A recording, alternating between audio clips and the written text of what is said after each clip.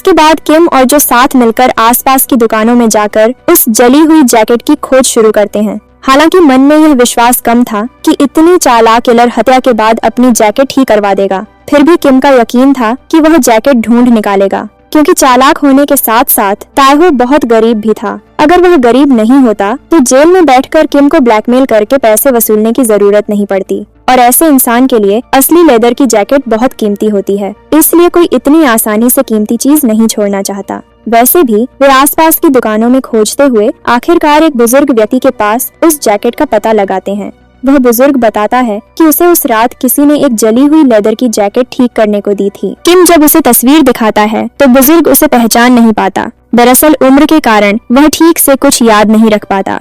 यह सुनकर किम निराश हो जाता है। इतनी मेहनत के बाद भी वे फिर से शून्य पर आकर फंस गए हैं। लेकिन जैसा मैंने कहा, हार मानने वाला इंसान किम नहीं है। अब उसके नया आइडिया आता है। वह वकील के पास जाकर अनुरोध करता है कि एक दिन के लिए उसे अपने हाथ में सौंप दिया जाए, और किम उसे क्राइम सीन पर लेकर जाकर फिर से उस दिन की घटनाओं को दोहराने का मौका देना चाहता है। किम के इस प्रस्ताव पर वकील पहले मानने को तैयार नहीं होता। एक तो अभी तक तेरे खिलाफ कोई सबूत नहीं मिला है, ऊपर से वह मानसिक रूप से विकृत व्यक्ति है, और एक कातिल अपने हाथों से अपनी हत्या का सबूत पुलिस को क्यों देगा। फिर बाद में किम के अनुरोध पर वह आखिरकार उसे एक मौका देने को तैयार हो जाता है, लेकिन साथ ही उसे चेतावनी भी देता है कि अगर वह इस बार भी फेल हुआ तो किम को बहुत बड़ी सजा भुगतनी पड़ेगी, शायद उसे अपनी नौकरी भी खोनी पड़े। यह जानकर भी किम जोखिम उठाने को तैयार हो जाता है। अगले दिन वकील और पुलिस की मौजूदगी में तैरे को लेकर उस क्राइम सीन पर ले जाया जाता है। वहां पहुंचकर वह बेबाकी से अभिनय करता है कि उसने उस आदमी को कहां और कैसे मारा था,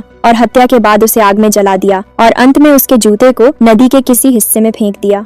सौभाग्य से नदी के उस हिस्से बरामद हो जाते हैं, और इन सब सबूतों के आधार पर केस को ठीक ठाक तैयार करके अगले दिन तैरे को कोर्ट में पेश किया जाता है। लेकिन दुर्भाग्यवश कोर्ट में तैरे वही करता है जो इंस्पेक्टर सैम किम से कहा था। वह कोर्ट में पूरे मामले को नकार देता है और बताता है कि किम ने उसे महंगे उपहार और पैसे के लालच में ये स्वीकारोक्ति करवाई है। जैसे नदी से मिले जूते का साइज तैरे के पैर के साइज से मेल नहीं खाता, और उस छुरी के हैंडल पर उसके फिंगरप्रिंट भी नहीं मिलते। कोर्ट झूठे सबूतों के आधार पर समय बर्बाद करने के आरोप में किम को बहुत अपमानित करता है और अंत में नौकरी से निकाल देता है। हालांकि नौकरी खोने से ज्यादा उसे यह सोचकर दुख होता है कि ऐसे चालाक और खतरनाक कातिल तैरे को वह सजा नहीं दिला पाया। वह कोर्ट को बताता है कि झूठा गवाह बनने के लिए नहीं, बल्कि सच तैरे के मुंह से निकलवाने के लिए उसने पैसे दिए थे। वह यह भी कहता है कि ऐसे चालाक और खतरनाक अपराधी का समाज में कोई स्थान नहीं होना चाहिए। 15 साल बाद जब वह जेल से बाहर निकलेगा तब उसकी उम्र सिर्फ 50 साल होगी, लेकिन तब भी उसमें अपराध करने की और जेल में बिताए इतने सालों के कारण वह और भी चालाक और भयावह बन जाएगा। इसलिए किम की इच्छा है कि किसी भी कीमत पर इस व्यक्ति को नए अपराध से रोका जाए, लेकिन कानून किसी की भावनाओं को नहीं समझता। इसीलिए सबूतों के अभाव में फिर से तैरे को रिहा कर दिया जाता है, यानी उसकी पिछली सजा बरकरार रहती है। इसके बाद किम घर लौटता है बड़ी निराशा के साथ, और वो कंकाल की तस्वीरें और फॉरेंसिक रिपोर्ट ध्यान से देखता है। तभी उसकी नजर एक अजीब बात पर पड़ती है। वह देखता है कि जिस लड़की का दिल मिला है उसके शरीर में प्लास्टिक का एक जन्म नियंत्रण यंत्र लगा हुआ था।